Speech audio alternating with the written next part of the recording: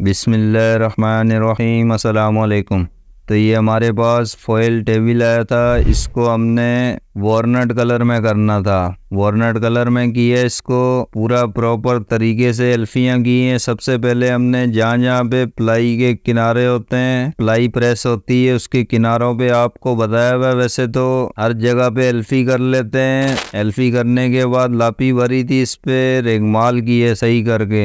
रेगमाल करने के बाद फिर इस पे सिलर का हाथ मार के फिर फिलिंग मार देते हैं। फिलिंग की कटाई करने के बाद स्टैंड मारते हैं। स्टैंड मार के कलर मिला के फिर सिलर डाला है इस पे। स्टैंड को भी सिलर से पक्का करते हैं। उसके बाद पेपर मार के हाथ से सिलर मार के कलर मिलाते हैं। देख लें, उसके बाद सिलर डाला है, फुल भर के डाला है सिलर। फुल भर के सिलर डालने के बाद हाथ से भराइयाँ करते हैं। इसकी नस बंद होनी चाहिए बिल्कुल क्लियर। के बाद इस पे एंटीक लगाइए। एंटीक लगाइए। वैसे तो इसका हर चीज का आपको तरीका पूरा प्रॉपर बताया हुआ है। बाकी किसी भाई ने देखना हो किस हिसाब से की है, प्ले लिस्ट डाल दूंगा आई बटन में। सामने ऊपर देखें, आई बटन में आ रही है वीडियो मेरे भाइयों, आप लोग देख लेना।